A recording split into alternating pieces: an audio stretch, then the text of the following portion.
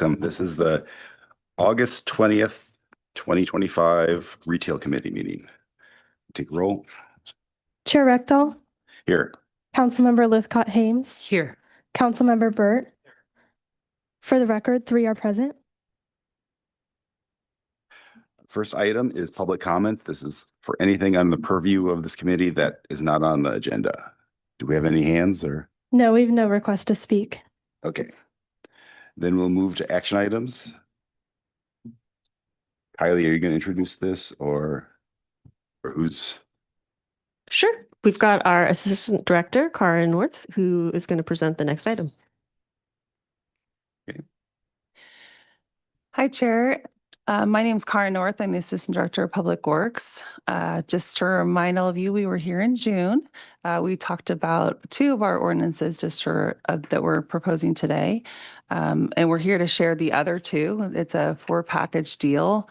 It's mostly a cleanup. So what we're doing today is taking the sewer use ordinance, taking out the stormwater pieces of the sewer use ordinance and putting that into a stormwater standalone ordinance. Also creating the sewer use ordinance as a standalone to be a model as the EPA ordinance. And to my right is Samantha Englund. She's going to give highlights on that.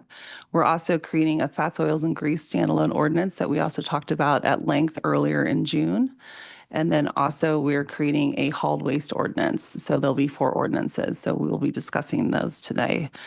So I will pass it over to Samantha Englund, but also on my team, we also have Pam, who's Boyle Rodriguez, who you also heard from today, and Julie Weiss, my watershed protection manager, and Gaba behind me is also our fats, oils, and grease, who you also learned lots of things in June about our program. So we're all here if you want to talk about it. It's a very lengthy packet, which is why we're here today. So there's 125 pages of ordinance changes. A lot of it is cleanup, but we're here to discuss it if you want to. So. Yeah.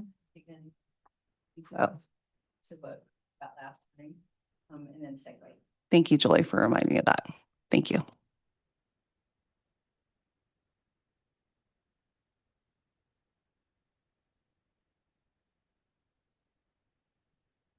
Okay.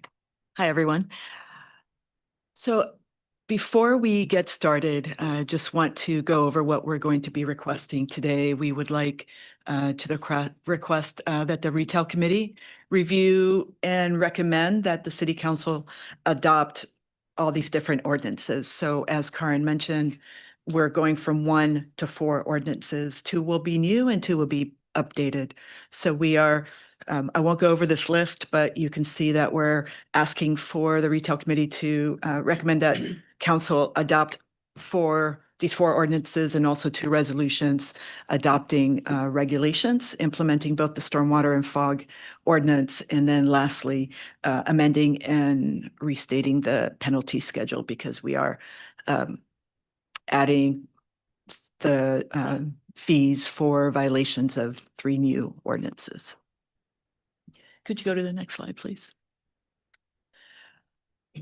So just as a reminder, we are going from 1 ordinance to 4. In June, both Julie and Gaba, our fog investigator, and Julie, our watershed protection manager, reviewed the main changes that are related to stormwater and fats, oil, and grease for food facilities and other businesses. And today, Sam is going to go over the main items that are changing for our sewer use ordinance and our hauled liquid waste. Next slide. Oh, and as a reminder, we did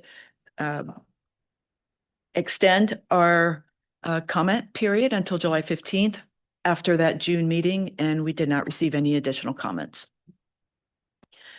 So without going over any detail here, the first 3 items are a summary of the main items that have to do with food facilities, and GCDs are grease control devices. They capture the grease that goes through the plumbing in the kitchen before it goes into our sanitary system. So we capture that grease and dispose of it separately. So there are some new requirements so that we can be a little bit more stringent and take better care of our sanitary system. And also that translates to taking better care of the plumbing in private restaurants. Also, we're going to have a new requirement for secondary containment. And that means that in outdoors where you see probably in downtown you've seen, or in Cal Ave, a lot of drums that have grease that's kind of like spilled all around, that's used fryer oil. And when it gets disposed of there, a lot of times it gets spilled, or sometimes they're leaking. So we are going to be requiring secondary containment. So basically, those containers have to go into another container. So if it does get spilled, it's captured and it won't leak onto pavement or cause any water quality issues. And So right now, if someone spills as they're dumping that, do they have to clean it up? Is that they do required? have to clean it up. And unfortunately, we don't always catch it immediately. So a lot of times it will stain the pavement if we don't clean it immediately, or it just, creates a big mess for the alleys. So at least now there will be containers, but at least it'll be contained within that. So hopefully add to the aesthetics of the alleys over time. Thank you. BMPs are best management practices, and those are required for all businesses to keep pollutants off on site and not have them run off into stormwater. We are going to be have some explicit best management practices in our stormwater regulations. So you won't see them in our stormwater ordinance, but you will see them in our regulations. And we do want to work with businesses more to make sure that their frontage is clean in any area around their property, including their parking lots, both for trash and for any other liquid spills that can get into our storm drain system. And lastly, two more. One is to try to manage the trash that's on site at businesses. And what you might see in areas where with parking lots is that there's inlets on site, and those private inlets are connected straight to our storm drain system. So that means that whatever's on their property is going to go straight into our storm drain system, potentially clog it, and then definitely get to our creeks in the bay. So what we want to do is require trash capture devices in existing businesses that have issues of trash, and then in new businesses that are building new parking lots and building new private storm drain inlets. They have to put trash capture devices, which requires them to maintain them, but will keep trash from going into our storm drain system and creeks. And lastly, mobile businesses, there is a new requirement from the permit. We're codifying that from a regional stormwater permit, which means that any private resident or business that hires a mobile business, like a carpet cleaner, pressure washing, pet grooming, anything like that, they are responsible if spills occur. So before, in the prior regional permit, it was just a mobile business. Now it's also going to be that party that hires the mobile business. And we are required to codify that and move forward with that. Any questions on that? No. Okay, so now we're going to move on to Sam, and the main part of the meeting has to do with the changes for both Hall liquid waste and our sewer ordinance. I guess I want to go back to that mobile businesses. We're still getting complaints from Cal Ave merchants about rats there. And one of the theories is that people, after they finish the farmer's market, the farmers dump out their wastewater and, leftover berries or whatever into the storm drains. So in that case, would the people running the farmer's market be responsible? Yes. And actually, our fog investigator, Gaba, who you met in June, she's gone out there and gone over best management practices with all the different vendors. She's also talked to the organization that runs the farmer's market and gone over best management practices, and she's planning to go out there again. It just takes a lot of regular visits. We also have staff from our public works services that maintain the storm drain system. They're usually out there on Sunday, and they also talk to the vendors and try to maintain that area. And so the vendors understand that just water goes down the storm drain, nothing else. Yes. And actually, they're not allowed to put anything in the storm drain because really tap water has it's called chloramine, it's not good for what lives in the water either. So they're really not allowed to put anything in the storm drain, including melted ice and things like that. We encourage them to put it in plants and other landscaping. It's difficult in some areas, but I know that Gaba has talked to them, for example, about putting tarps under their tables and cooking area. So at least anything that can be spilled would be caught there, and then they can clean it, and have to clean that area before they, when they leave the area. We can't be out there every Sunday, but they are aware of the requirements. They got a fact sheet, and they know what it's also, I believe, Gaba, remind me if I'm wrong, but I think that it's also going to be in the agreement that they have to sign to be a vendor. So the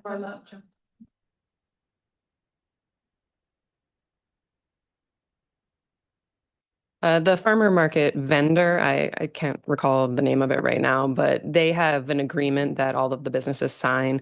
And it's pretty extensive and it talks about these types of things, but we've also worked with them that they should update that agreement. And like Pam said, the Public Works Services maintenance crews are out there. And so they talk to them. And then if they see anything that's sort of out of their scope, then they'll let us know as well. And we created a BMP fact sheet that we have provided to both the vendors and the farmers market itself. Okay. Oh, I was gonna ask, do we do inspections at all?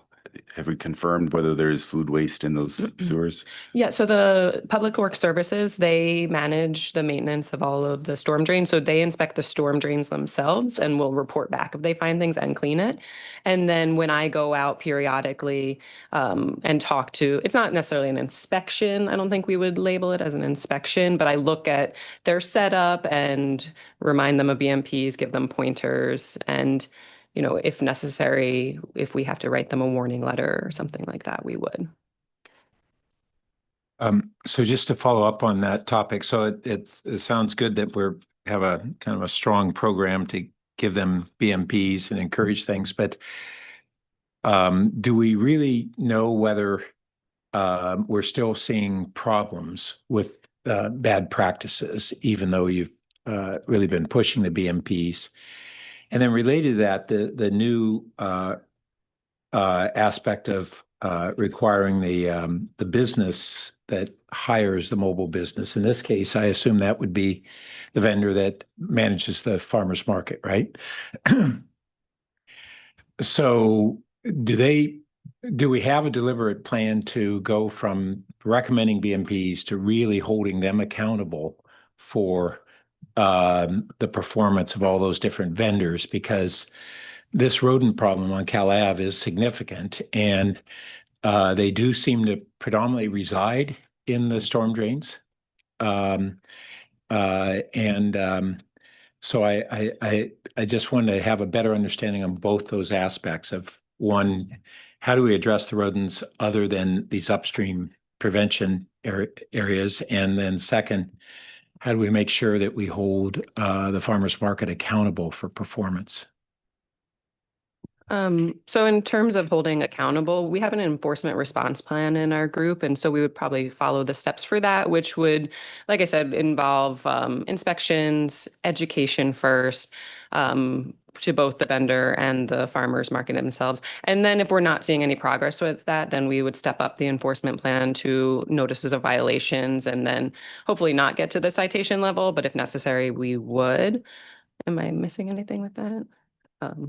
Well, I would just say that this is a real problem, has been for some time on the rodent infestation there. And I really think we need to up the ante. And these BMPs are great. And it sounds like we're being proactive. I just don't know whether absent a stronger potential enforcement consequence that will get everything we need, we may get progress.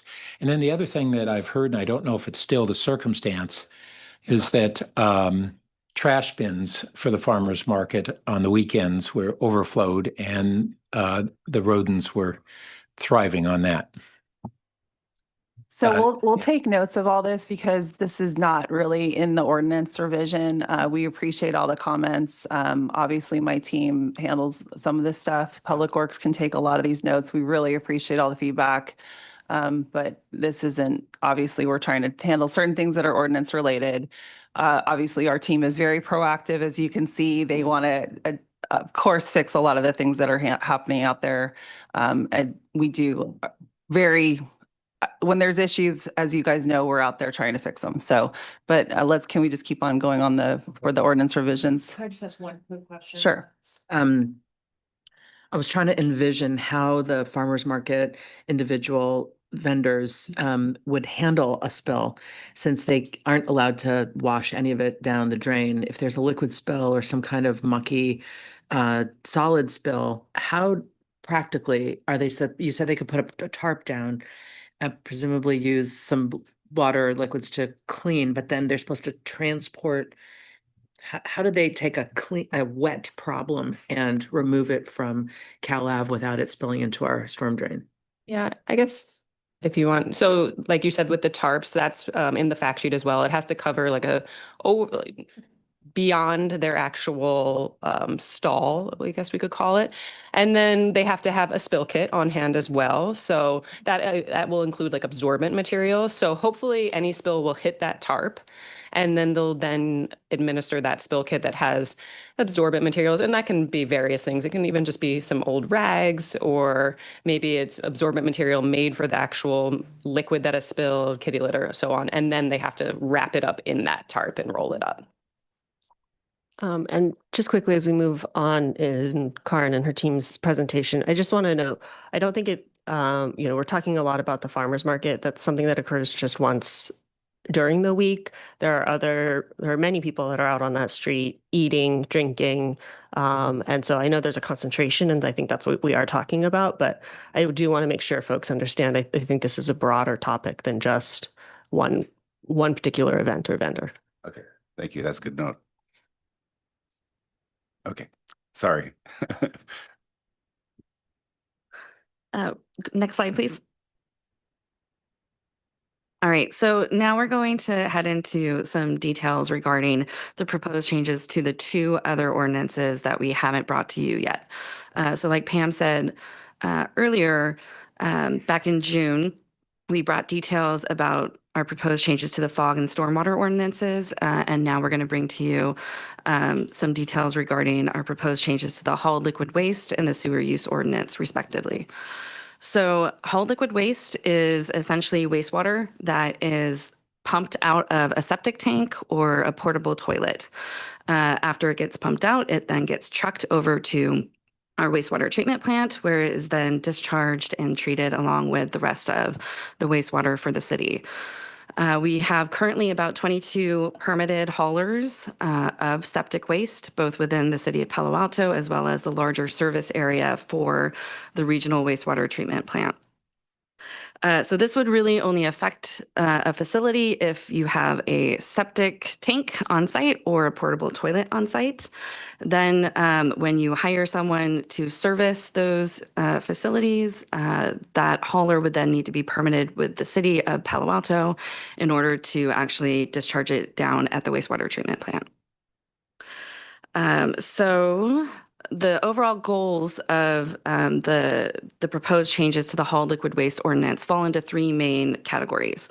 One is added sections that we needed to add after we pulled it out of its current location in the sewer use ordinance. So now that it's its separate chapter in the municipal code, we needed to add a few additional sections in order to make that ordinance stand alone. We also incorporated requirements from the EPA model pretreatment ordinance into this hauled liquid waste ordinance, and then did a few reorganization, clarification, and consolidation edits to the text itself. Because ultimately, we want to make sure that the changes that we're doing in the hauled liquid waste ordinance, as well as the others, overall make the ordinance easier for everybody to use, both city staff as well as the regulated community. Next slide, please. So there are three major or significant changes that we are proposing under the hauled liquid waste ordinance. One is that we are identifying the specific waste types that are allowed to be pumped and hauled over to the wastewater treatment plant. We are specifying that that waste needs to be tested prior to discharge, and that the city has the right to inspect, surveil, and sample that discharge as well.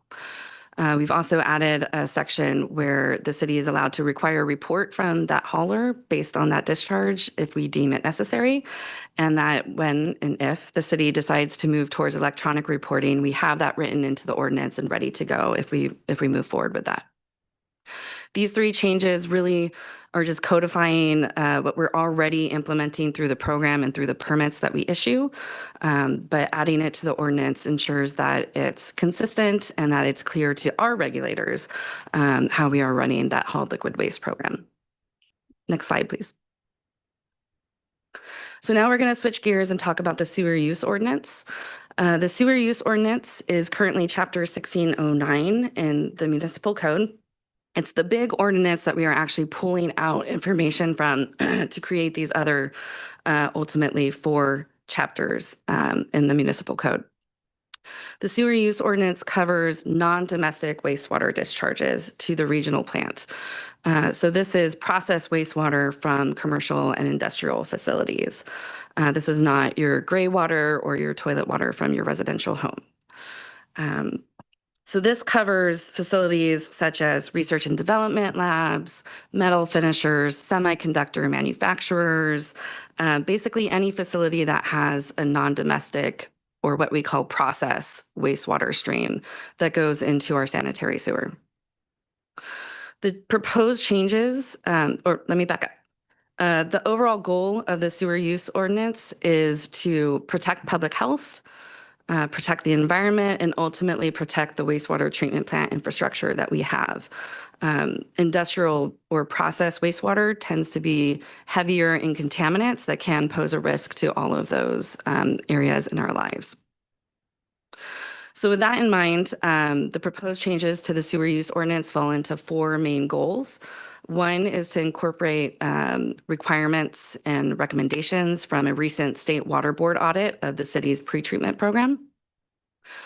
We also did a thorough check and ensured that we are incorporating the federal requirements of the pretreatment regulations and lined up better with the federal model pretreatment ordinance. We did a whole lot of work to extract sections of the sewer use ordinance that cover stormwater, fog, and the hauled liquid waste sections so that they can then be solely covered by their own chapters. And then we did a whole lot of work to reorganize, consolidate, and clarify the text so that overall it's easier to read and it's easier and quicker to find the sections that it would apply to you and that we can implement.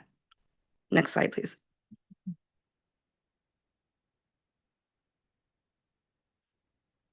So now we're going to, excuse me.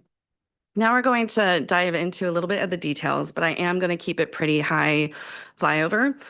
So I do want to remind you that there is an extensive staff report that has a whole lot of detail in there that has the exact ordinance language that we're proposing, as well as an attachment that goes over section by section the changes that we are proposing, whether they're significant or not significant. So some of the significant changes that we're proposing include added flexibility for the regulated community. So for example, we are adding the ability for the city to issue alternative limits to facilities when we think it's applicable. The federal requirements do allow us to do that only if we actually codify that and add it to the ordinance. So we are trying to do that.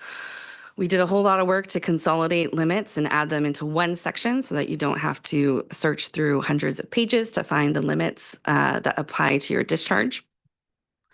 We've added the ability for the city to issue general discharge permits versus individual, well, in addition to individual discharge permits, so that for those facilities, it's a more streamlined process, and on the city's end, it's more streamlined as well.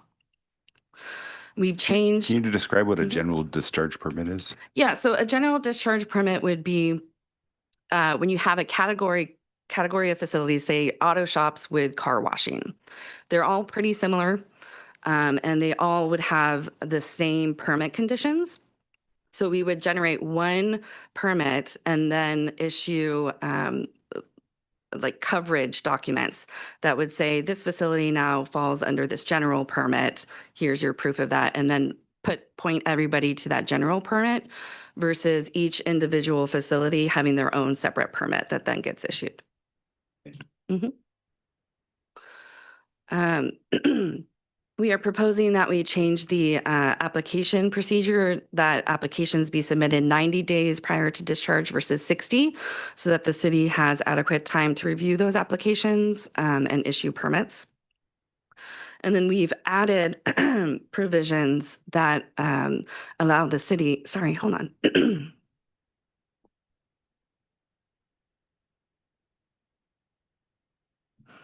All right. We've added provisions that would cover search warrants, security accommodations, as well as the city's authority to set up sampling equipment at these facilities. We already implement those through permits, and so these changes really are not anticipated to have a significant impact on any of the facilities. It's really just codifying what we currently do. Next slide, please.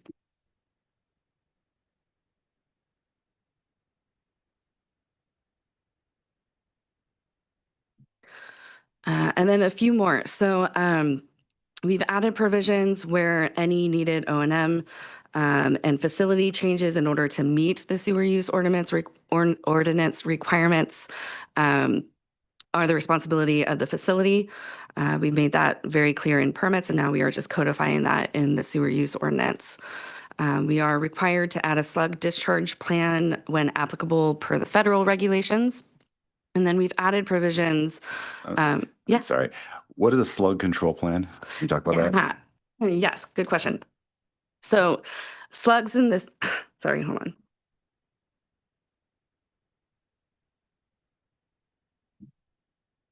Apparently it's too early for me. Sorry.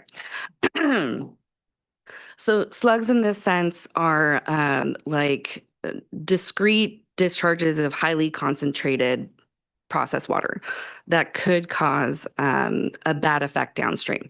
So for example, it could be a metal finisher finishes up an order and they have some processed water that is high in cyanide, and they decide to discharge that that tank into the sanitary sewer. It's like a one-time huge input that could threaten the wastewater treatment plant downstream and also public health. That's a slug.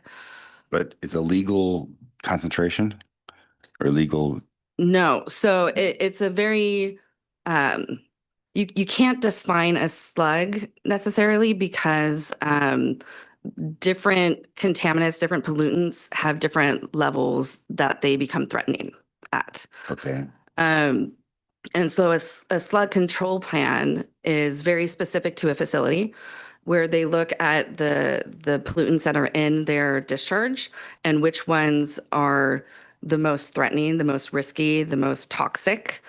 And then they identify ways that they can avoid spills to the sanitary sewer or, inadvertent discharges to the sanitary sewer, because really that needs to be hauled off and disposed of as hazardous waste. Okay. So for example, cyanide. Any level of cyanide is illegal to put in? No. So we have local limits that have identified specific pollutants like cyanide that say, hey, for industrial dischargers, it is safe to discharge up to X amount. Okay. And if they go above that, then they are in violation of the sewer use ordinance. So it could be as simple as saline. High concentrated saline may cause problems. It could. We do have a TDS, total dissolved solids, or salinity limit. But the slugs are really when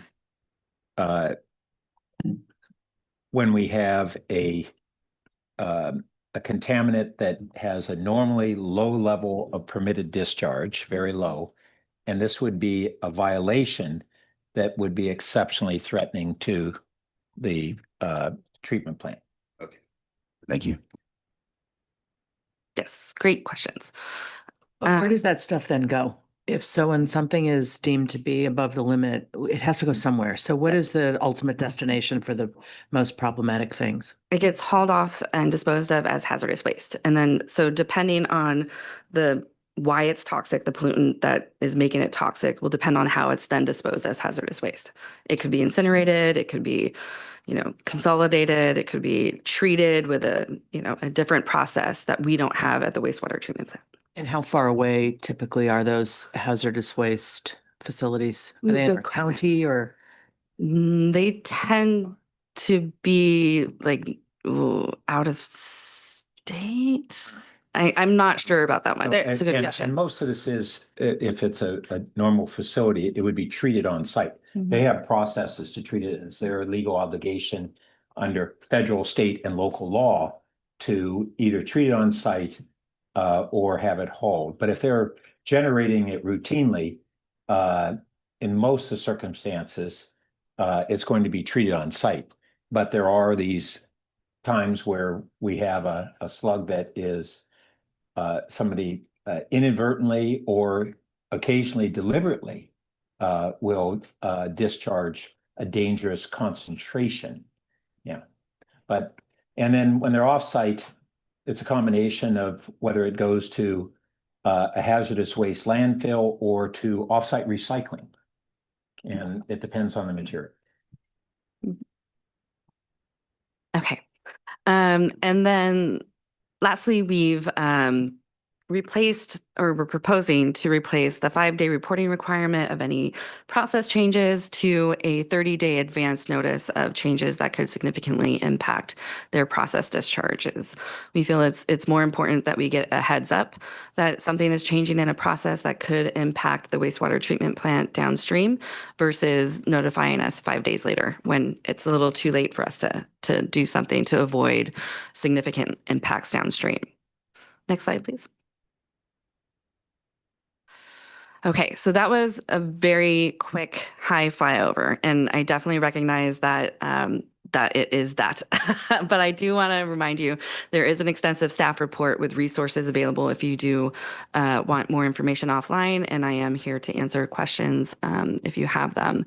But at this point, I do want to note the extensive public outreach that we've done on the proposed changes to all 4 ordinances. This includes utility bill inserts, we hand-delivered flyers, we direct mailed facilities that are currently permitted and enrolled in our programs, and we did 5 public meetings, including 2 retail committee meetings. And out of all of that, we got 7 comments on the sewer use ordinance, 4 of which were incorporated, and really they were just requesting clarifying text to be added to the ordinance. The other 3 were questions more on implementation and were clarified offline and outside of the ordinance. We did get 1 comment on the stormwater ordinance as well as 1 on the fog ordinance, both of which weren't really on the ordinance language or the proposed changes themselves, but more on questioning why we have a fog program in the first place, and also something regarding the stormwater management fees. So it didn't really result in any changes to the proposed ordinances that we are bringing to you right now. Next slide, please. So at this point, I'd like to open it up for any additional questions. If there aren't any questions, we'll go to public comment first and then. Okay.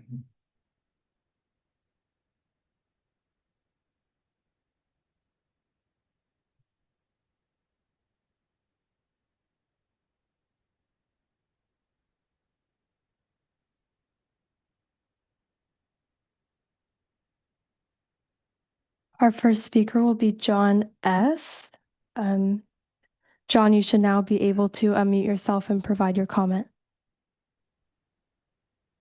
Thank you very much. John Shank here with Thwaites Brothers, and thank you all. Well, this is very boring and uninteresting to a lot. I think it's fantastic that the Public Works Department, under the council's direction, is focused on this so we can get our city as clean as possible. I think it's great. A couple of quick questions. I would hope that the breadth of this isn't, and I think it is, just focused on restaurants. I think you all see in the news and everything else, all the focus on the RVs and the streets and what's happening there. And I think we need to be also having very similar policies, if not the same, address what's happening in the streets and the stormwater inlets along, pick your street where the RVs are dominant right now. Also, questions for those who put the report together. We talk about stormwater, et cetera. In the commercial buildings in the downtown, we see there's a lot of releases to the storm system that come off of roofs. Roofs have often with the restaurants, the big fans and the things, and you get a lot of grease that's up on the roofs when things aren't maintained real well, but it happens often. Then you have rain and then you have the grease and it's down into the sewer system. I'm just curious if there's if your efforts will include helping mitigate those contaminants. I think that I'm curious and think some work ought to be thought through on the sizing of the grease. I think they were called GCDs. I think those are the interceptors based on food type and meals served. I'm worried that when a restaurant comes in and wants to explore opening in Palo Alto and tries to understand what does that mean, and then how do we assess what the current state is of maybe the existing restaurant versus what the new restaurant, how are you guys going to manage to the food type, meals served, those kinds of qualifiers to see if a building is in compliance or not? And how do you watch that along the way as restaurants change menus, et cetera? And let's see here. I think I had, I also super broadly, but there was a lot of discussion today focused on Cal Ave, and it's very real, right? We had a huge rodent issue, kind of a breakout when we had the first parklets, et cetera, in the downtown. We still have all that outdoor dining related to parklets. And I do think these trash capture devices, et cetera, ought to be on the public catch basins in the streets, because there's no getting around the fact that there's food spillage and it gets washed. Your time is up, sir. Thank you.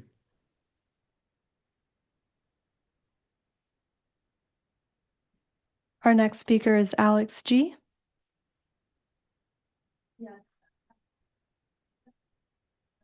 Hello. I'd like to echo some of what John mentioned on cuisine type and grease containment devices. From my understanding, when I had restaurants for 15 years, the grease containment system is generally an underground system, like the bulk of it. There are smaller ones for, say, dishwashing that, you have some flexibility there. But I was unclear how that would work with something based on cuisine. That's one comment. The other, I'd say the most sort of day-to-day challenge, as far as I know, this is water, but in the general cleanliness, is contaminants in the recycling bins. It is very difficult to manage employees' understanding of what is a contaminant and what isn't. So I'm not quite sure that hardly anyone understands what is a contaminant. Is a soda can with soda in, is that a contaminant? The food versus most of the time that is just inadvertent. And the best way to handle that, I'm not sure. But that is the day-to-day interaction of a business owner with regards to waste. That's been a problem for at least a decade. Thank you. Thank you. That concludes public comment. Okay, very good. We'll move on to council member questions. Julie, do you have any? Sure. Thank you. Appreciate the presentation. One of the things I love most about being on council is the opportunity to learn stuff that I would otherwise know nothing about. And today's presentation is a great example. And that's why my questions tend to be centered around something that allows me to picture the consequences or picture the process. And so I'm grateful for your thoroughness. I guess in that same vein, I'd love to ask, what of what you're proposing is controversial? What is different than the standards that others might be adopting? Is there anything, when you think about what you've put together, you have the expertise, I don't. So, what didn't you do when you're putting this together that you decided wasn't worth your while or wasn't important in Palo Alto, but might have been elsewhere? What are some of the hard choices you might have had to make, or is there nothing that falls into that category? And this is really just extracting, the new ordinances out of the one big one. Now we have 4, and simplifying and clarifying and making the language more readable. So I'll take the first stab at this. So when we first started pulling the ordinance together, we actually were trying to put a little bit more into the ordinance, but then we streamlined it and we actually made it model the pretreatment ordinance. So we're exactly like the federal rules and regs. The stormwater ordinance is basically, it models the stormwater municipal regional code that everyone has to comply within all of the Bay Area counties. And then the other ordinances that we're doing is just codifying what we actually do here. So to make it easier for the restaurants to comply with our fats, oils, and grease, what the residents are talking about for cuisine type and everything else, just to make it easier so we're not having sanitary sewer overflows. And then also for the liquid hauled waste. So we're basically codifying what we actually have been doing for the last 10 years. But we were trying to do a little bit more, but then we realized we should not. Do you want to add anything to that, Kyle? Hello, good morning. Kyle Ariano, Chief Assistant City Attorney, also counsel to Public Works Environmental Services. Just to address your question about what we are doing that maybe some other agencies or some other regions are not. I've had the opportunity to work with agencies, from Santa Cruz County, all the way up to northern San Mateo County. And I would say that we are certainly embracing Palo Alto's culture of being at the forefront of what we're doing to protect the environment, but not so, at the extreme that we are, for example, being unfriendly to businesses or difficult to work with. I think the staff has sort of undersold its expertise and its internal capability compared to some of the other areas. We're very fortunate to have the folks that we have that are as skilled as they are, and also just the number of resources that we have internally to both support our efforts as a city, but also to support our business environment. But in terms of things like the fats, oil, and grease program, for example, this is not something you see everywhere, but it is something you will be seeing more and more. And so I think that what we are doing in terms of helping with outreach, doing much more of an educational component, is probably the one area that we have gone above and beyond what you would see in other agencies. But in terms of the overall regulations and revisions to our ordinances, this is something that is generally common. And if you haven't seen them, or if other agencies haven't seen them, we can expect to see them in the next 5 to 10 years. That's really helpful context. Thank you so much. And great to hear you praising a set of city staff who are working incredibly hard. To one of the public commenters' questions or implications about when vehicle dwellers are parked on the side of a street, and a concern about what's going into the stormwater inlets. I'm wondering the extent to which your department is aware of that, looking into that, trying to figure out what to do about that. So our department's working hand in hand with the city manager's office and taking lead. They're taking lead on that. But we do, if there is an issue, we go out and we're definitely, we help with cleanup, education, outreach.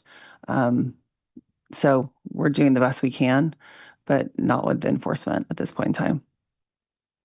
I guess I'm interested in getting greater clarity on perception and reality. So there's perception is reality, of course, but it's helpful to have some facts or some data. How often are you hearing concerns like this? How often are you going out there to deal with cleanup? That'd be helpful. Kylie, do you want to take that one? I mean, we do have some data, but I think you just had a city manager's report just last week, or policy and services. So yeah, actually, I think that is something that will be in greater discussion as part of the Monday meeting, right, on the 25th. I don't know that stuff's ready right now to be able to provide those statistics, but I'll definitely inform our team in preparation. That's it for me. Thanks. Okay, thank you, Pat. Well, first, just following up on that question, this looks like a good program on dealing with things like portable toilets and things, but we have about 200 RV dwellers. Do you have a sense from sampling of key trunk lines where we have concentrations of RV dwellers, how much of a problem it is compared to We the don't, other problems? we don't sample storm drains. Should we? We don't sample storm drains. Oh, no, that was my question. Should we? I will talk offline with you. We do not sample storm drains. Okay. Yeah, I don't understand why that is a confidential. It's not issue. confidential. It just opens the city up for a huge liability. I see. Okay. It's sampling for stormwater is very challenging. It's highly variable. It's very different than sampling for wastewater. Okay.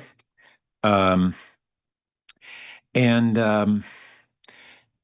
I was trying to find the passage, but somewhere you alluded to kind of some innovative approaches on the discharge. And do we have anything that looks at what we did 30 years ago? We were leaders on it, which was really looking at reducing mass discharge as opposed to focusing on concentrations. And is that part of this new program? I'll defer to Sam on that one. You're talking about pretreatment specifically, the industrial dischargers question. I'll defer to Sam. Yeah, so we have in these proposed changes, we have kept the local limit sections that allow us to have a mass limit versus a concentration limit. We have looked at the data really at the wastewater treatment plant that shows that those early efforts really did decrease how much metals in particular we were seeing come into the wastewater treatment plant. But since then, it's really stabilized and hit a baseline. But yes, the mass efforts really did have a significant impact that we can show with data. But at this point, it's pretty steady. Well, and we've continued to have a transformation in the nature of our industrial base. I mean, we used to have close to 10 metal finishing facilities, and I think we maybe only have one today. Yes. And so that problem has changed. And we also had historically great problems with known toxic organics, primarily certain solvents that we still have groundwater contamination from. But today we have with biomedical and other technologies, we have toxic organics that are not well defined in their limits. So how do we address those? Yeah, great question. So I agree with you completely. There has been a significant shift in our area away from really heavy industry and more towards research and development and more tech fields that have significantly changed the wastewater that they are sending to us down at the plant. Accordingly, we test the wastewater influent periodically as well as the trunk lines, not only for routine contaminants, but we do conduct special studies to look for those contaminants that maybe weren't on our radar 5 years ago or 10 years ago, but that we don't have a great sense of are they a problem yet? And if so, how do we solve it? So we do have a significant surveillance program that helps us answer those questions and help us look down or look ahead to the next upcoming pollutant that we'll have to try and decrease that's coming to us. One other follow-up question. just because I haven't heard an update in years, is that 30 plus years ago, where we had a great focus on copper discharge, and studies ended up recognizing that the city was at the forefront nationally and internationally at identifying, hey, we can't figure out where the rest of the copper is coming from, and 20-something% of it was coming from brake pads. And so we had that with Stanford, the Palo Alto Copper Brake Pad Initiative, and it actually had an influence on industrial manufacturing practices globally. What are we seeing in terms of how much reduction in that source? Because when brake pads go, it goes directly in the bay. When we get copper through our wastewater treatment plant, gets pre-treated at the origin point, and then we reduce copper and other heavy metals. But the direct discharge is the real hazard. So how effective have those changes been? And I think that the impact of that is ongoing today, and most people don't know how significant Palo Alto's effort was in that. So Palo Alto, for everyone's knowledge, we actually are part of, we're required through this to pay into a regional program that studies the San Francisco Bay. It's through the San Francisco Estuary Institute, the regional monitoring program. I'm actually on the steering committee of the regional monitoring program that monitors the health and the ecosystem of the San Francisco Bay. And we've been monitoring copper as one of many, many things that we monitor. And the copper load has been declining. And part of it has to do with copper in brake pads. And Palo Alto was one of the instrumental. So Palo Alto historically is one of the, we like to call it, we pilot things here for water quality, and then things get rolled out regionally and then nationally. So it has benefited. We're actually turning for other pollutants that we pilot here, and we're rolling things out. So this is a whole other discussion that we can have at another time, but yes, we are, what we do here actually helps benefit national. And also what we're currently doing at the sewage treatment plant is also going to help us nationally.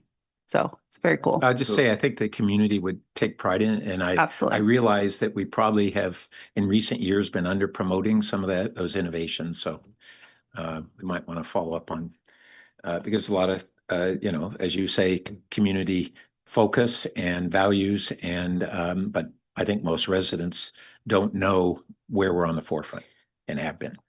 We also monitor the United States Geological Survey. We've been funding since the 1970s the health of the bay, the ecosystem out there, the longest data set.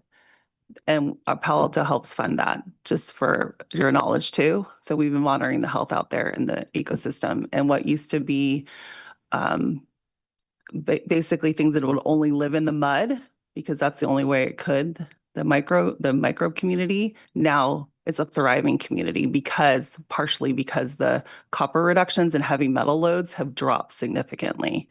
And so now we have a thriving mud community out in our baylands. So just a lot of other benefits. And I know I'm going aside, sorry, but I just think it's beneficial that just to know all the good things that we do out in the ecosystem. You have a bunch of people here that truly love the environment and what we do every single day. This is what our career is. This is what we studied, and this is what we're super passionate about. The ordinance, what this helps, because it is really, truly protecting the environment. Great. Thank you. I want to follow up on that. The copper load is going down because we have less copper regenerate, or we just capture at the source better? It's a combination of a few, but a lot of it has to do with the source control through pretreatment. Okay. And then also some of the other source control, like reduction in brake pads and other source reduction stuff. We've done a lot with educating on copper plumbing, how you ream it. Also, we have an ordinance, so you can't put copper on fixtures. So architectural features of copper, that's also an ordinance requirement. So because copper leaching off of and going into the storm drain system, that also impacts copper. There's a lot of other things we've reduced copper loading into the San Francisco Bay. We have a copper reduction plan that we've had for decades. We've done a lot of work on copper. Okay. What's a big problem? Wow. Okay. All the lower South Bay wastewater treatment plants work together collaboratively to reduce copper. It's also why we have a recycled water program, because it made more sense to get the recycled water and put it out on golf courts than discharging water that had copper in it out into the bay that would impact aquatic ecosystems. So I'll note that in the, I think it was early 90s, the federal EPA reclassified the South Bay dischargers. So as basically from saying that our discharge what went out of the plant was like it was going into the sea. Instead, it was like it was going into an enclosed waterway. So Palo Alto, Sunnyvale, and San Jose's plants at the stroke of a pen went from being model dischargers to being in violation. And then we began a whole new set of programs to become leading edge on under the shallow water discharge standards. And that's what we've been doing 30 years now. Yeah. Impressive. I did not know that. That's how Brad got his start, actually, was in. Yeah, he is in the pretreatment program. We are on the cutting edge in Palo Alto. The ordinance revision we're doing here right now for sewer, the last time it was updated was by Brad Eggleston in 2009. Okay. Fun fact. Brad, trivia for 100, please. Yes. Yes. Okay. The public speakers talked about GCDs. Can you get a quick overview of how we size them and how we maintain and ensure that they're properly sized? Sure. Do you want, Gabby can quickly do an update? I mean, we talked about this at the last meeting, if you remember, so there's Yeah, a whole just for public knowledge. fact sheet on that. A minute overview of how we size it and how we maintain, Sure. ensure that it's the proper size.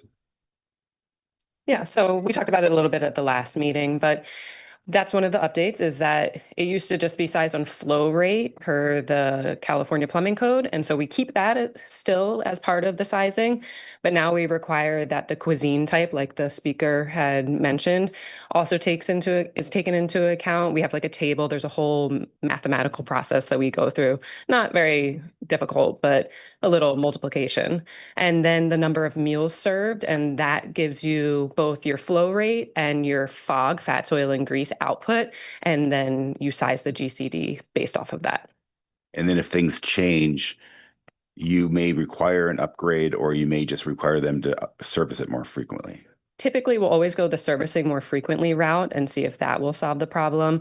We could also maybe ask that they add an additional GCD somewhere in the kitchen, or, last resort would be a total upgrade. But there's a lot of new products out there now. So if you can even oversize it just slightly and to, accommodate any future changes as well. Okay, thank you. The public speaker also talked about runoff from equipment. I can see people having backup generators and that going into the stormwater. What do we do for that? Do we inspect it all, or we just have some ordinances that require sealing?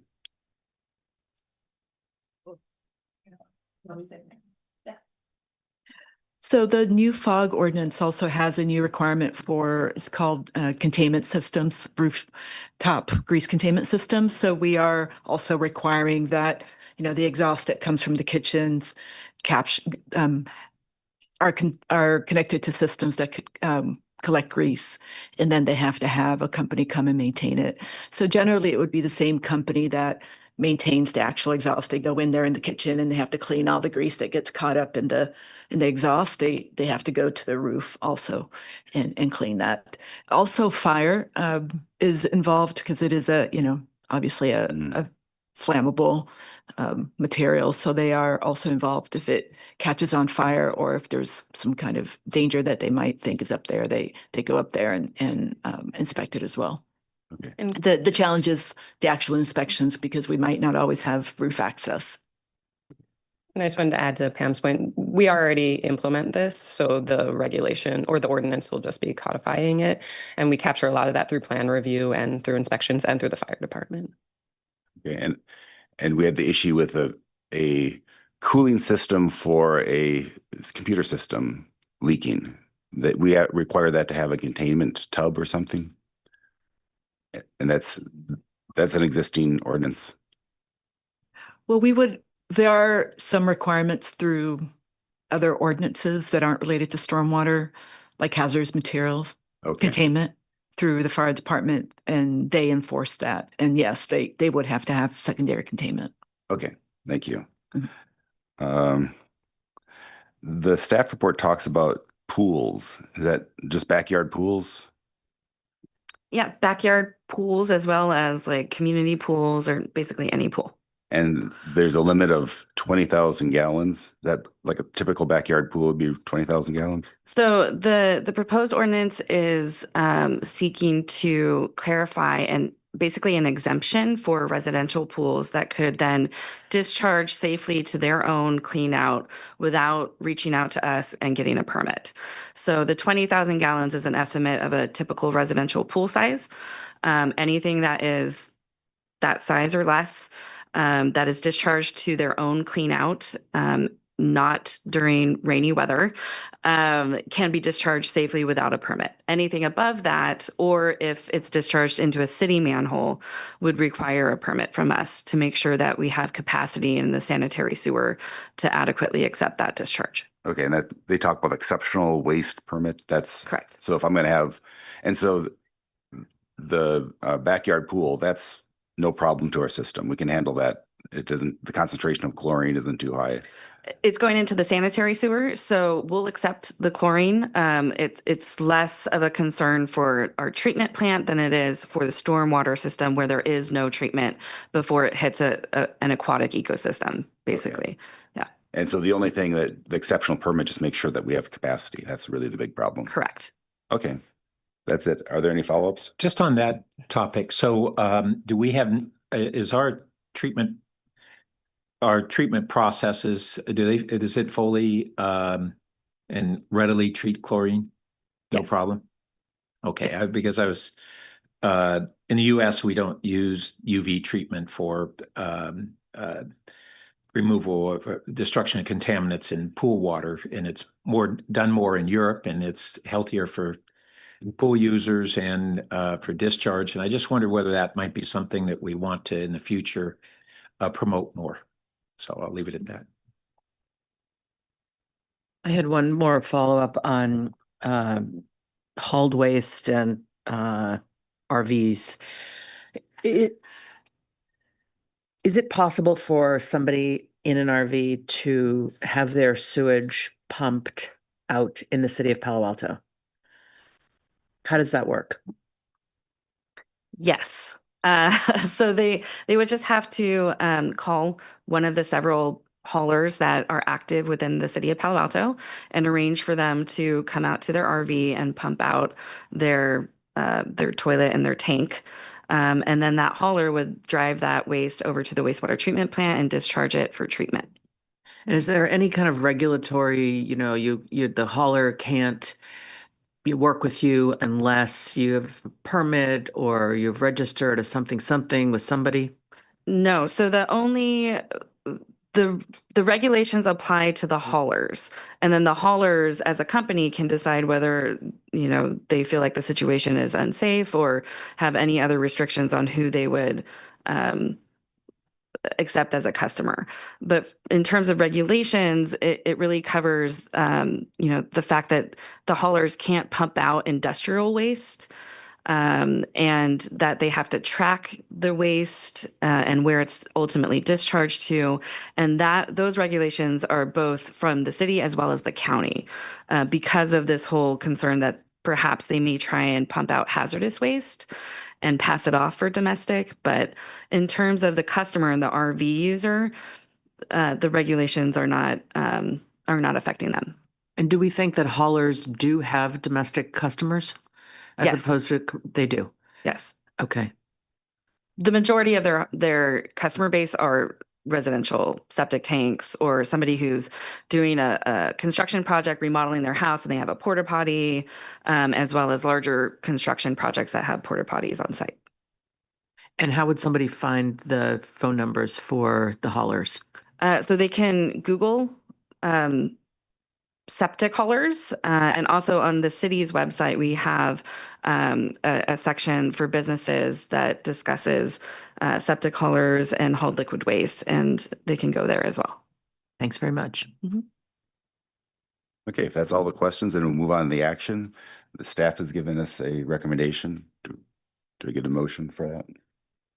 I'll move the staff recommendation. Second? Okay.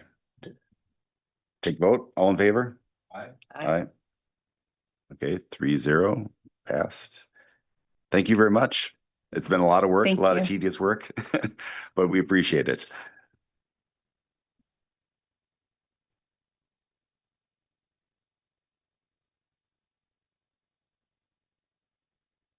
Okay, next up is Economic Development Activity Report. So Ruth, are you handling this? All right, Ruth will take this away. Awesome. Hello, Chair Reckdahl, committee members. My name is Ruth. I'm an economic development specialist with the city. I'll be presenting the August 2025 Economic Development Activity Report alongside our Assistant City Manager, Kylie Nose. Next slide, please. As you may have read on the staff report, staff is tracking metrics for California Avenue as well as University Avenue for Q2 of 2025. And this data is obtained from CoStar. It's a real estate reporting database that is very well known and used throughout multiple agencies. And so we track 4 different parts of it: the average annual asking retail rent, as well as the current retail vacancy rate, and the retail square footage that is available. And lastly, the net absorption rate. And so there are nuances to all these metrics. For the asking retail rent, it is based on the current vacant properties that are available in the market. For retail vacancy rate, again, it is what is currently vacant, and in CoStar, vacancies are defined as properties that are not yet leased and are actually vacant. Square footage of retail available, again, pretty straightforward on that one. And net absorption, it's an offset between what is or has been occupied, become occupied, to what is available. And so we have been tracking these just to get a big picture, high level of what is currently happening. And it supports just future benchmarking for what's to come. Definitely acknowledging that this is not fully, it has its limitations. And with that, staff are actively working to see if we can get reporting services with our local brokers. So that is on the way. Next slide, please. And with getting the information from CoStar and looking at the retail landscape of what's happening on our commercial corridors, we're also tracking with internal reporting alongside CoStar upcoming openings. And so you'll note here, there are a few openings that are on our radar. There, of course, are others as well that we're tracking, but some notable to point out are Color Me Mine. It is a pottery studio coming to University Avenue. Marufuku Ramen, Japanese restaurant, also coming to University Avenue, formerly where the previous Starbucks was located. And the next one is Node. That is a retail gallery, also replacing the former West Elm off of University Avenue.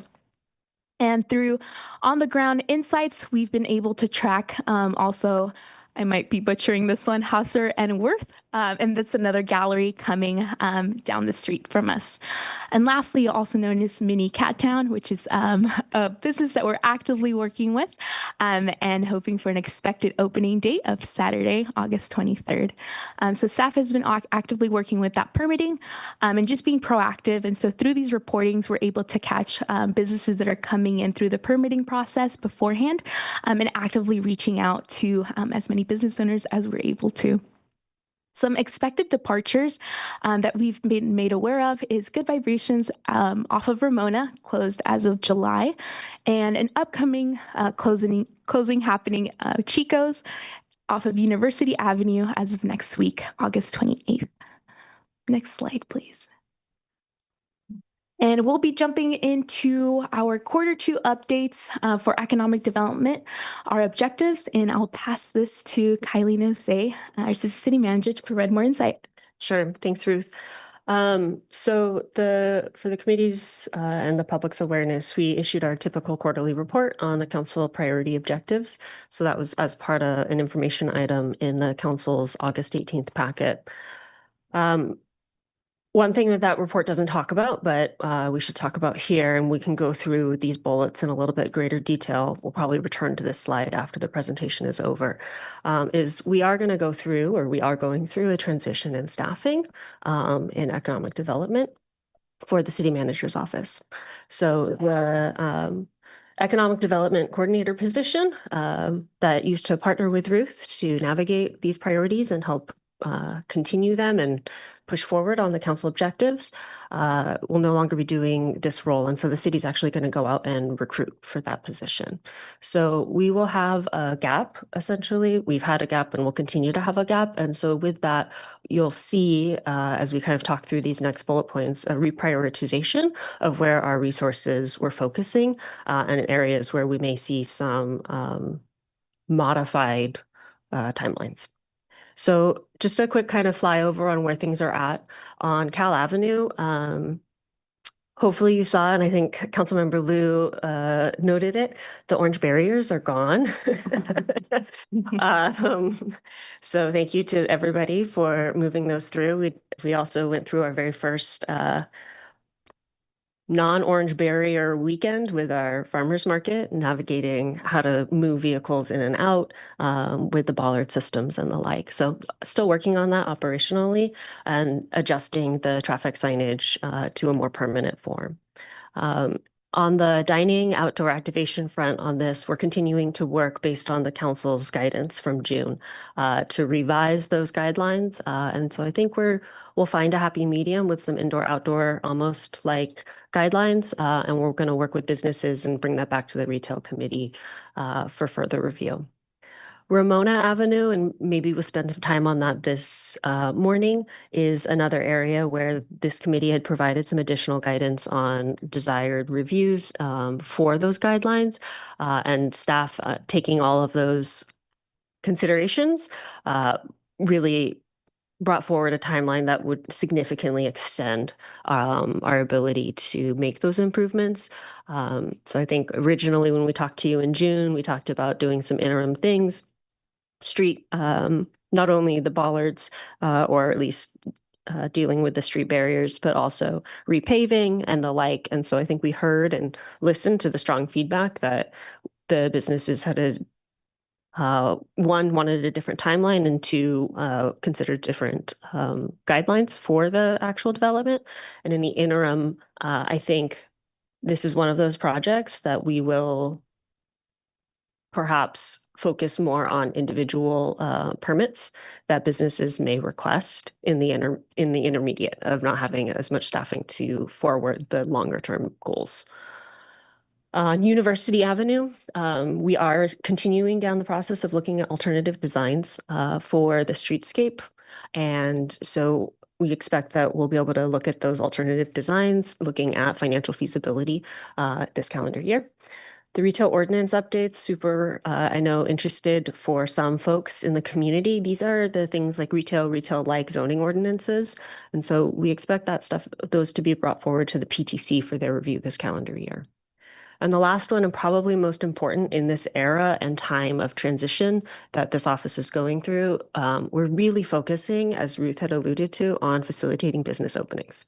So as permits are coming through, we have a higher volume of them, and really ensuring that we are facilitating the business with all of our stakeholders internally to move them to opening as soon as possible. So keeping those really open lines of communication, regular check-ins, and regular triaging to try and ensure that we can help them move through whatever the appropriate planning and development processes are.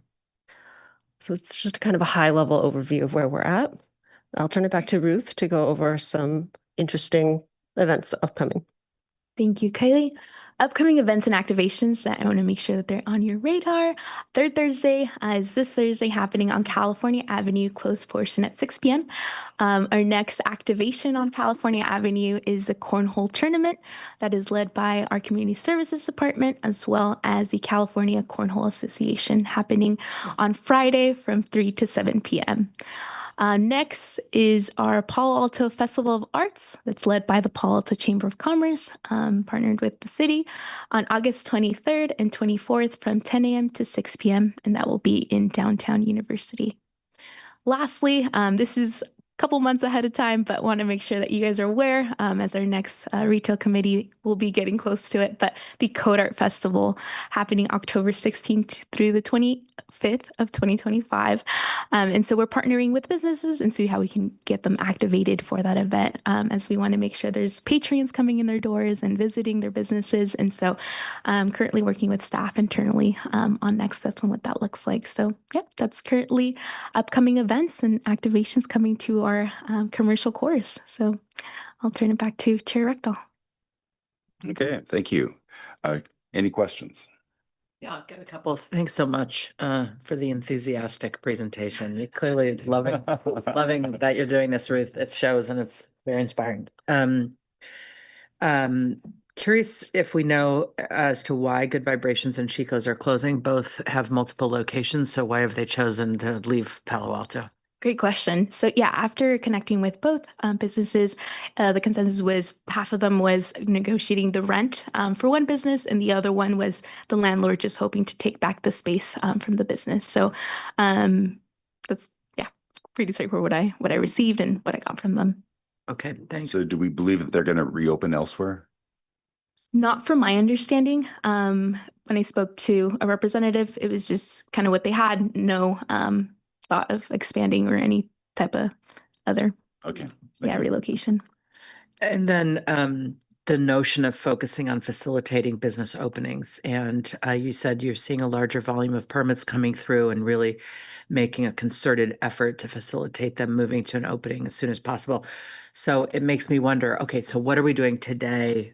What's the methodology? How does it differ from the past? It sounds like there's a greater effort at that engagement feeling, that sense of like, we're excited, welcome, belonging even, right? That more personable touch. But I'm assuming that, and I'm trying to interpret it. And I'd love it to be more factual. So how does it compare to what we've been doing in the past?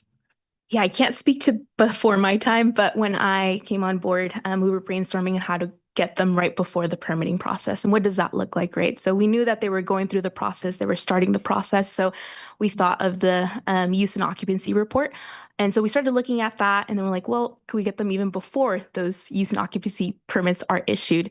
And so we were able to problem solve with a different report that just let us know as soon as someone applied for this use and occupancy report, we were made aware.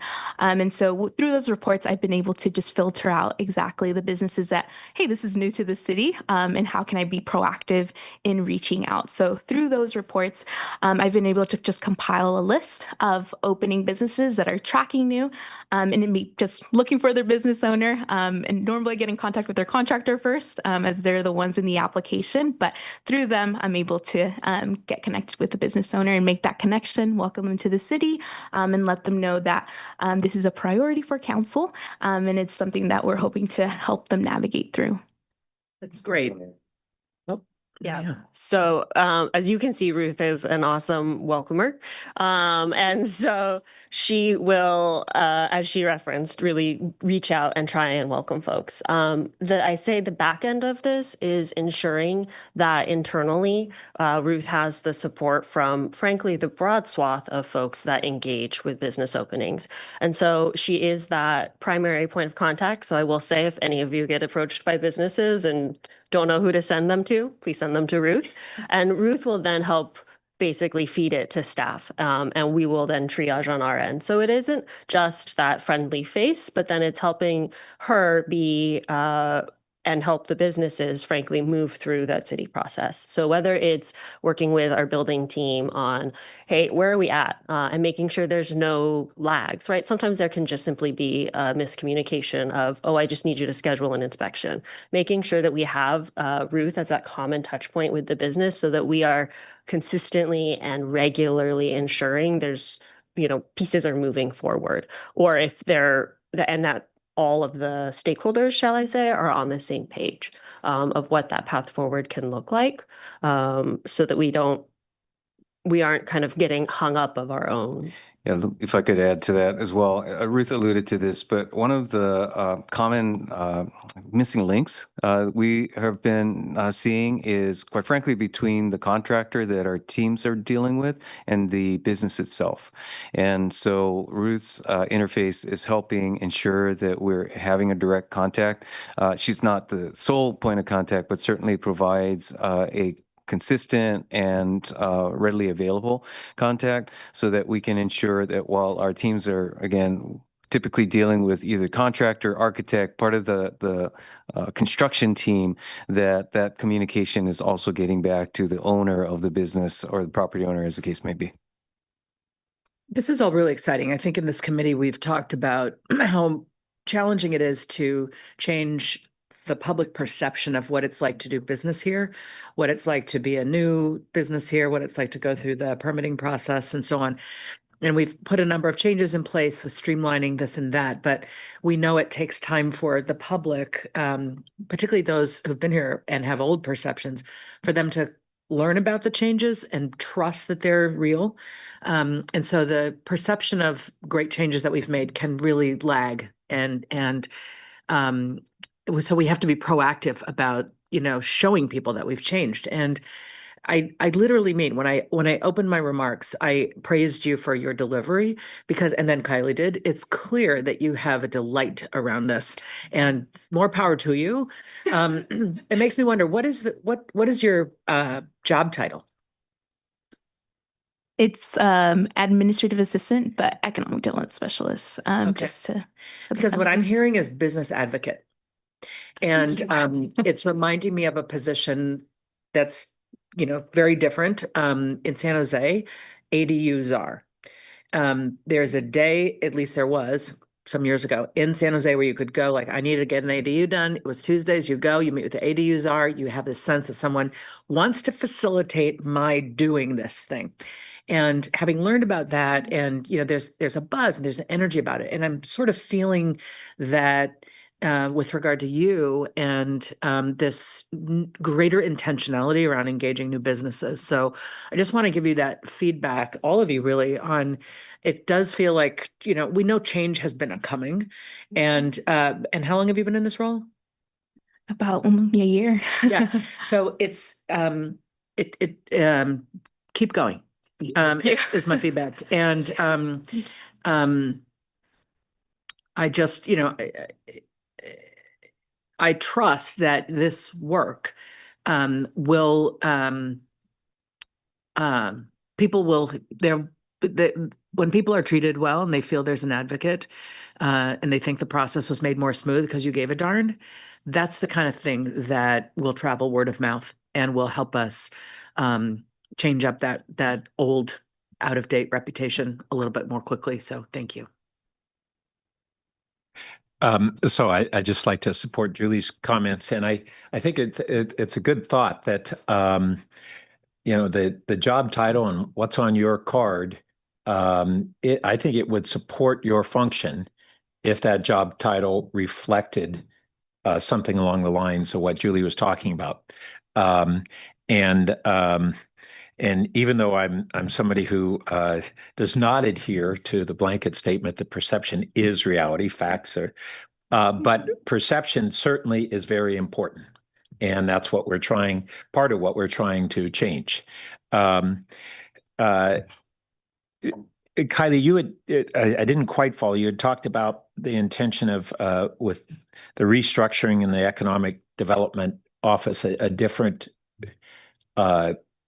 reporting structure, or did I follow that right? Or what's going to happen differently? Apologies, I did fumble over that a bit. I was simply recognizing that, previously you had Steve here with this committee working through things, and ultimately Steve's going to be working on alternative assignments. And so we're going to actually recruit for that position as it'll become vacant. So we are just going through that transition period.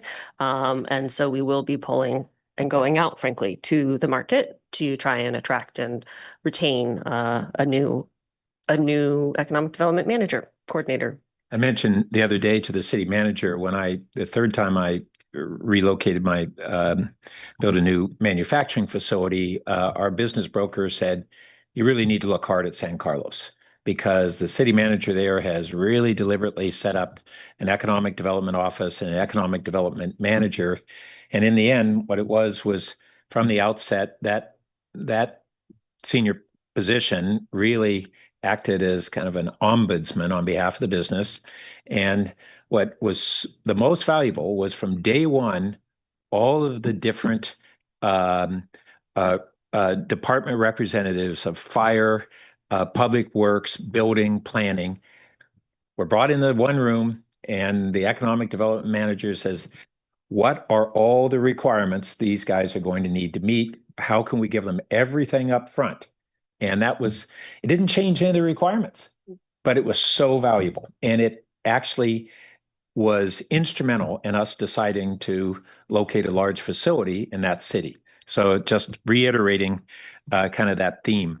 I found the staff report had really valuable info on the occupancy trends in retail, but a lot of what's driving our occupancy in retail, aside from changes in the type of retail, and I saw with Chico's, another goods retailer leaving and other food and beverage arriving. But it's the office occupancy, and it's tough to get a handle on. I mean, our downtown retail and Cal Ave and University have historically been patronized overwhelmingly by the office workers there, and we don't have the same number of office workers.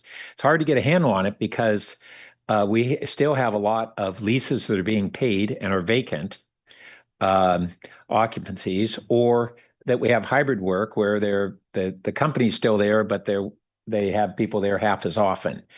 But trying to track those trends, in addition to the pure retail trend, I think is very important to understanding. And we have, for the last several years, we've had retailers who misconstrued why their retail was down, and it's really, we're buying on Amazon and there's nobody in the offices. Those are the main drivers. As we, to whatever degree we're recovering there as well, I think it's really important to try to understand that. We had last Monday night an item pulled on the Ramona upgrade, and the city manager said that there was going to be additional information in a staff report, but is that also now going to get rerouted to this committee? Kylie alluded to that earlier. So, effectively, the item that we brought forward was confirming or asking the council to basically ratify what the committee had given us as direction to use a more expanded process involving the HRB and the ARB toward a more comprehensive approach to basically the urban design of the street. And so that said, we did think it would bear fruit to have further discussion with this committee on exactly what we will be doing in the interim. So again, Kylie alluded to it, but let me just perhaps in a nutshell note that as noted, we are currently shorthanded and really do not have the bandwidth to pick up the comprehensive approach. So in the interim, we will really out of necessity, need to rely on any individual business that is interested in placing a new parklet, new structure in the street for us to respond to that as an application, basically, and to obviously do that with context and as appropriate engagement of HRB and ARB in what understanding now these are not temporary structures or temporary outdoor activations, as Bruce has entered the room. These really are long-term. So let's look at it from that perspective and respond and handle the application accordingly. Well, I think we have good alignment there. And two things. One, I think there was concern with some of the council members that what was in the staff recommendation went further than what this committee thought that they were endorsing. But either way, we had comments from really extensive written comments from a number of the retailers on Ramona for last Monday, where they are volunteering to create their own stakeholder group to come up with some more near-term, lower-cost recommendations that they think work well within the context of Ramona. And I'd like us to have the opportunity to endorse that approach with an understanding that that would be come back as their recommendations on their dime.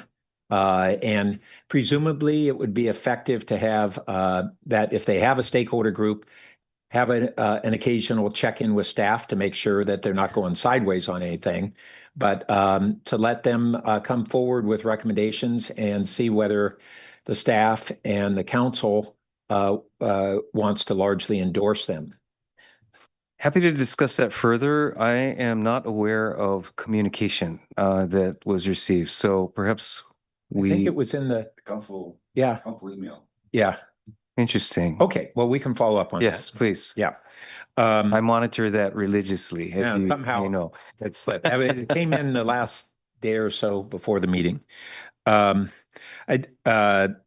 Cal Ave, the planters and bollards look great. I have noticed that we still have these temporary sandwich boards right at the gateways, and I don't know whether there's a plan to replace them with some other signage. That's correct. So staff is working on with the removal of the orange barriers, the permanent signage, and both removal and installation. And an important signage issue that we've had for 3-4 years is kind of some of the entrance signs.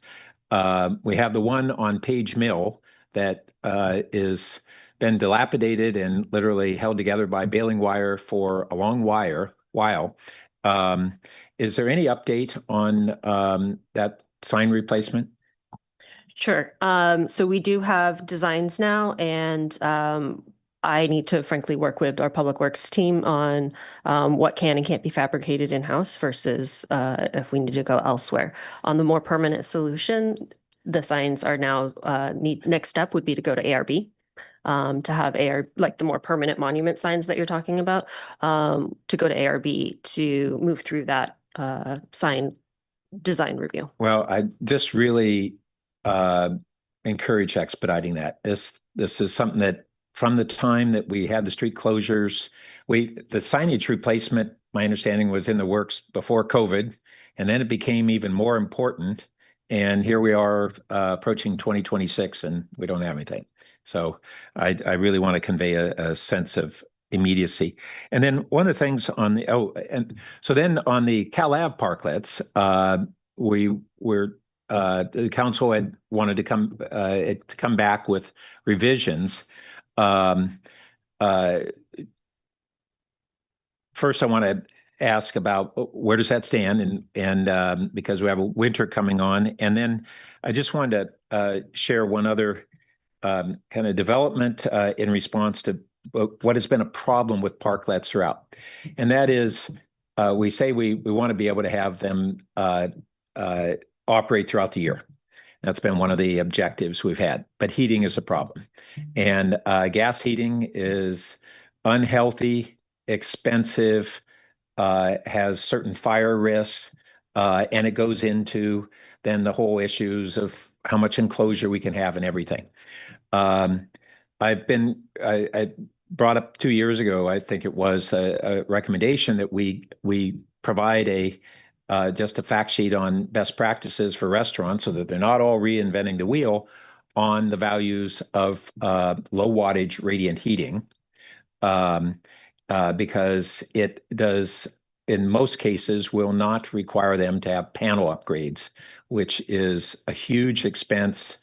And so that's a barrier to using electrification from our environmental reasons and all those other reasons. We had a speaker the other night that at the council meeting that I'm aware of. It's a new technology, I think it's called Focal, that is smart low wattage radiant heaters. And it's a whole in response actually to this kind of need emerging nationally They've come up they were a Stanford spinoff, a very interesting new technology set that looks like it addresses many of the problems we've been wishing someone had solutions to. And then just lastly, I want to put in a plug, which is something we've talked about for a while, which is kind of electronic kiosks or that go on many downtowns. You go to Santa Barbara, they have them, and it allows, we've talked about how do we help the physical retailers, whether they're grocery stores or other goods retailers, and helping to promote what they have, a sale or whatever, as well as promoting special events and things like that. A lot of cities have them, and I just find them really valuable. They can also be advertising sources. They can be done through private partnerships.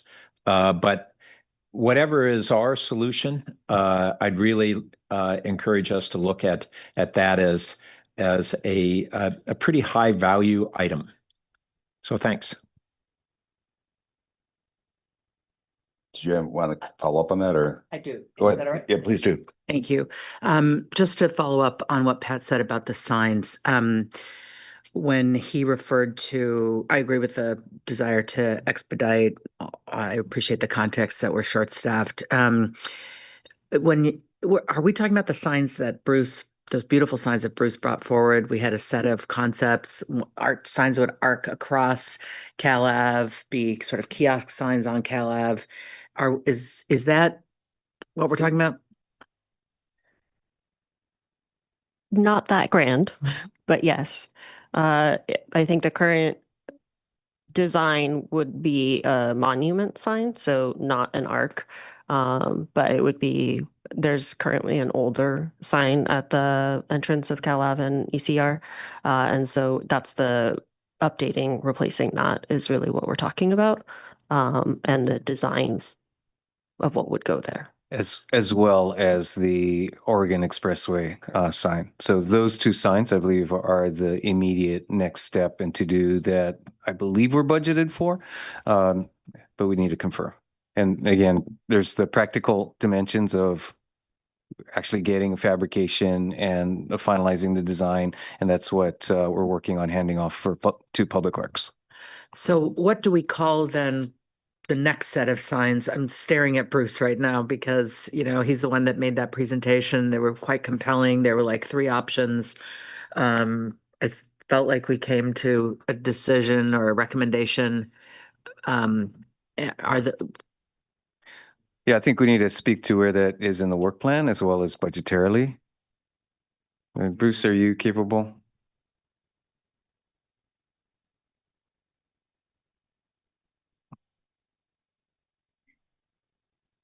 Hi, good morning, Bruce Fukuji. That plan, that was a plan that was put together like a signage plan, and it needs an implementation program. So to pull that off, we need to go through a cost estimating exercise, and then we have to look at a funding process for how to fund being able to do those signs and how to roll that out over time. So it felt like there was momentum around that, and it feels like that it has slowed. What can we do to support that in moving along? Yeah, well, the current, as Ed and Kylie said, what's currently budgeted is the Oregon Expressway sign and replacing the sort of entrance sign on Cal Avenue and El Camino.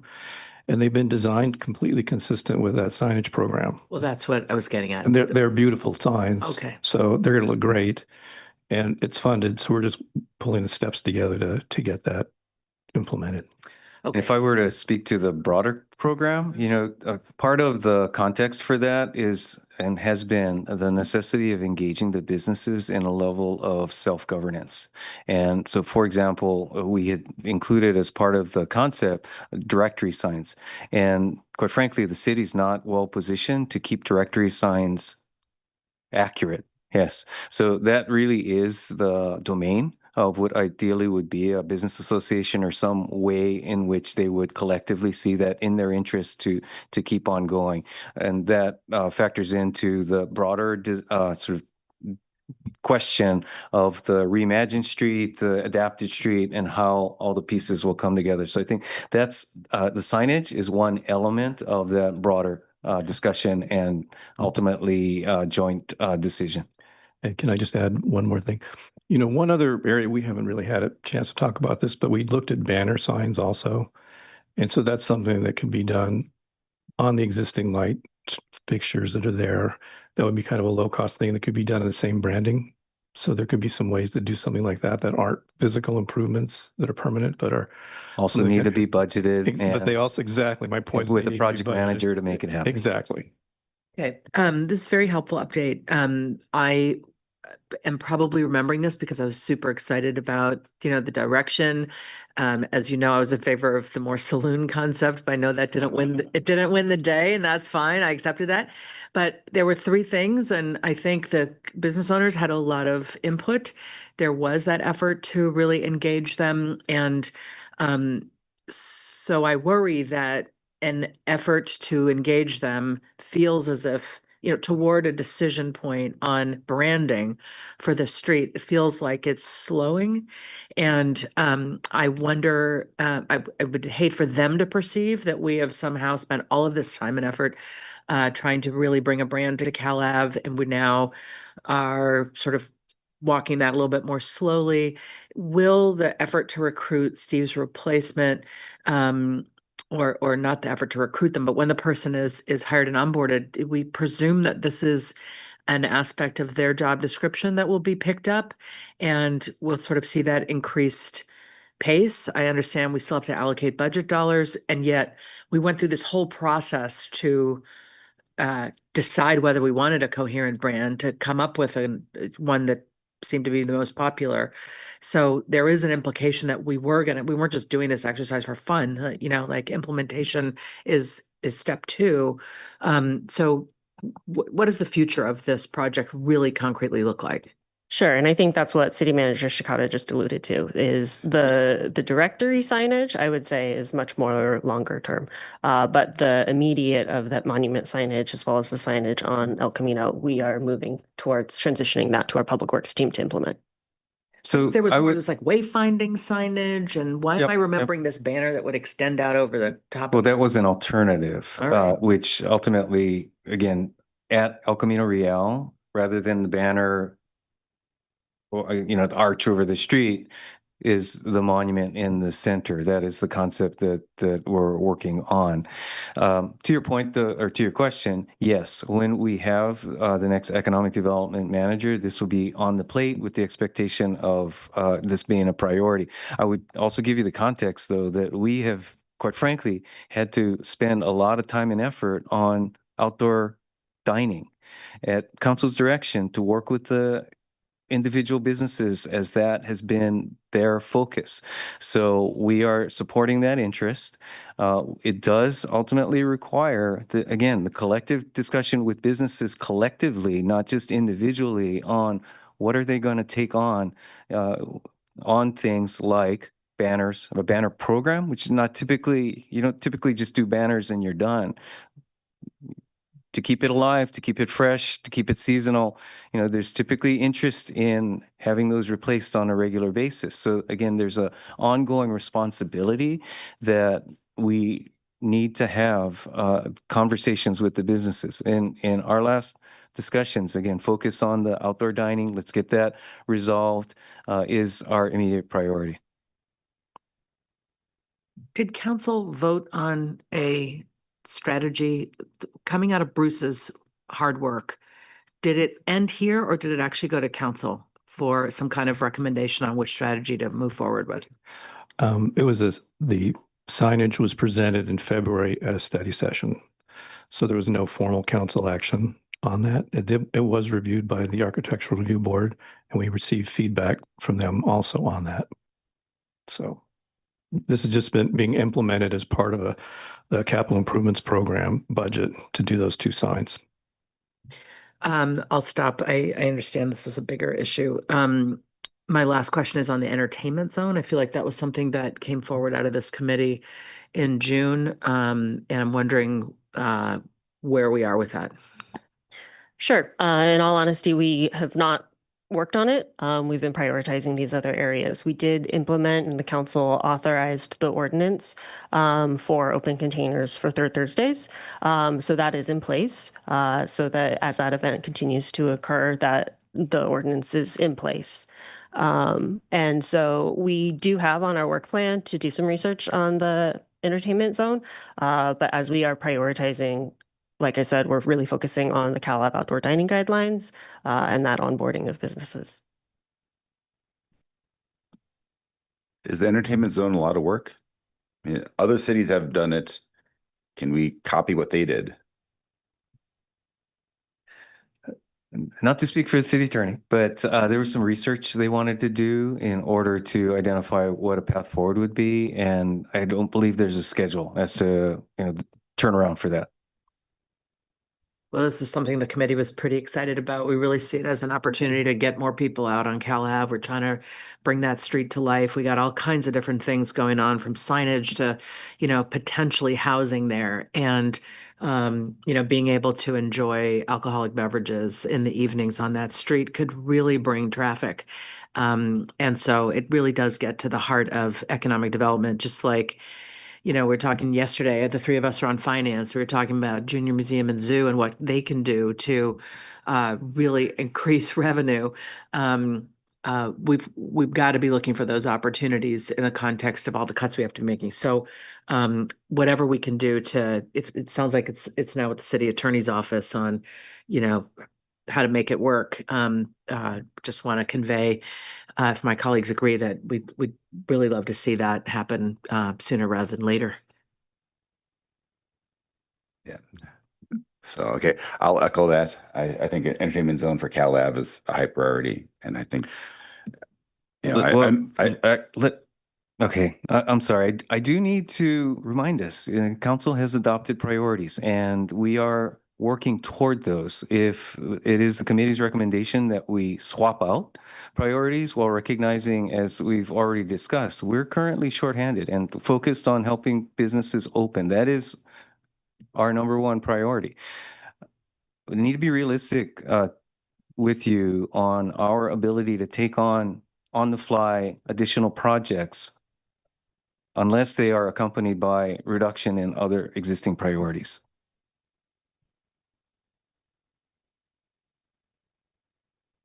yeah, I mean, I understand your situation, but I also understand that this would be, I think, beneficial to Cal Ave. So we have to balance that. And maybe we need to look through our priorities and say, what do we consider to be a lower priority that we can replace this with? Right.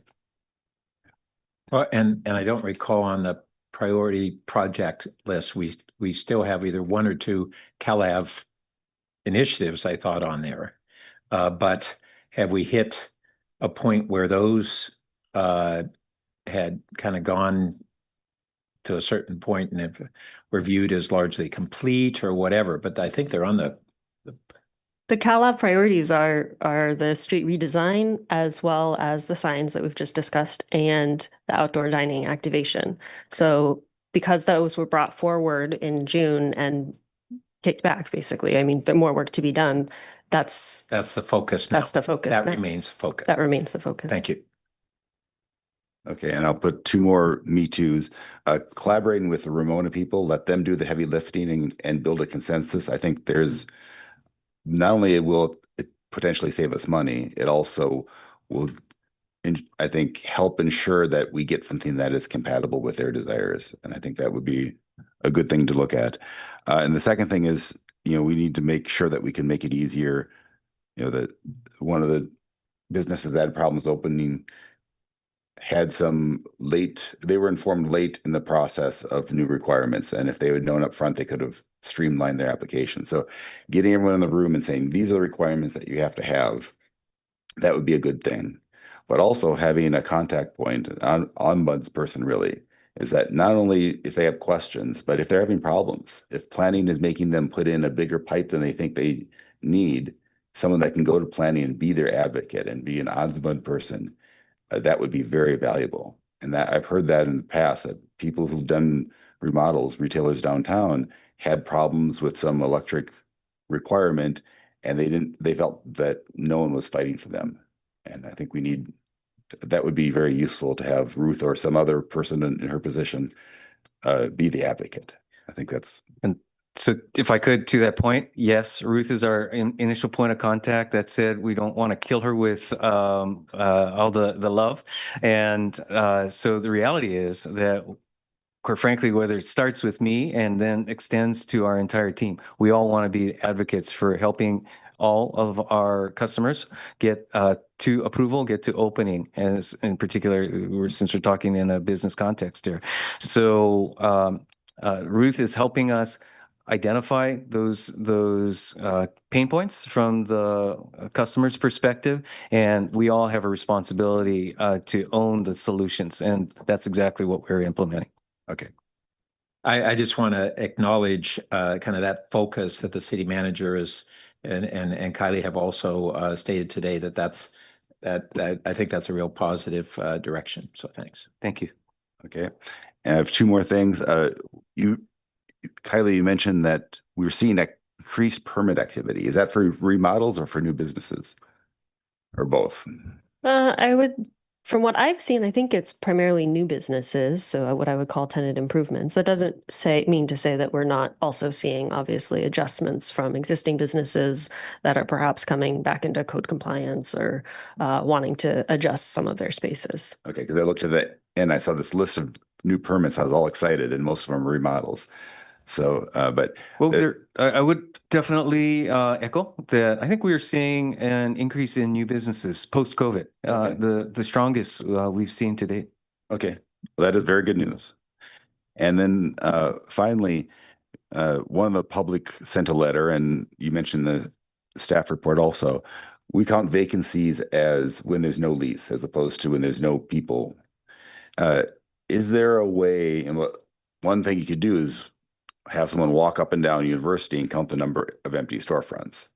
Is there some automated way of doing that? We have sales tax data, and would there be a way for the computer folks to figure out where are we getting sales tax, and then at least saying, okay, we're not getting, if they have every address and sales tax associated with it, we know which ones are active. Because it would be nice not to have to force Kylie to walk up and down every Saturday morning. Yeah, we actually have had sales tax aggregated for downtown for specific sub areas. It wouldn't be so specific as individual blocks on University, but we do have a downtown, and I believe we include that as part of our quarterly sales tax report to the full council as an information report. I'd note that we have been looking at, but have not at this point found cost effective for us to have subscriptions to systems such as Replica that do that type of ongoing data tracking, but I'm also optimistic that once our new parking guidance system is up and running, that it will have the ability for us to actually get counts on an ongoing basis in our public garages. And that will also give us another indicator of activity. That would be useful. But when we get sales tax, isn't it tied to a specific address? And couldn't we then? To a permit. It's tied to a permit with a business with the California CDPFA. With confidentiality requirements that we are individually required to sign on to. So the information exists, but we must aggregate it. And again, as part of our quarterly sales tax report, I think we've set up some geographic areas that we're able to track over time. Okay. But when you aggregate it, can you aggregate it, count up how many discrete addresses are given a sales tax, and then that tells us how many non-vacancies we have? I don't think it's as easy as that, because it all just depends on the businesses and how they're reporting their sales tax when it comes in, and then the locations. So I think where you're coming from, Councilmember, if I'm hearing you correctly, is you're trying to use the sales tax data as a way so we don't have to walk up and down the street and count the storefront. Exactly. In terms of the doors open versus the doors closed, and there's an activated space. At this time, as city manager said, other than that process of walking up and down, there isn't another source for staff to be able to say that difference essentially between what, say, like a CoStar would tell us in terms of it's leased versus the doors actually open for a customer to walk in. So the sales tax is tied to a permit, and permit is tied to an address. Can't we sort that Not necessarily, and even at that, that would require us, I mean, in all honesty, you would have to pull all of the data from the core data from the database. Honestly, it'd probably be faster to walk it than for me to go and mine our sales tax extracts and then try and match each of the addresses because but- there's subdivisions and that kind of stuff. I think that it's actually that if we're talking about the two core downtown areas, it's a nice walk. Well, it's a nice walk, but we have this information. I bet you could do a Python script and spit that out really quickly. Yeah. Okay. Anyway, I'm just trying to say I want this data, but I don't want to make people do extra work. And is there some computers are very easy to program. So anyway, that is another issue. Okay. Any follow-up questions? Okay. That is all we have, right? Is there any other? Yeah, that's it. That's it. Okay, we are adjourned. Thank you.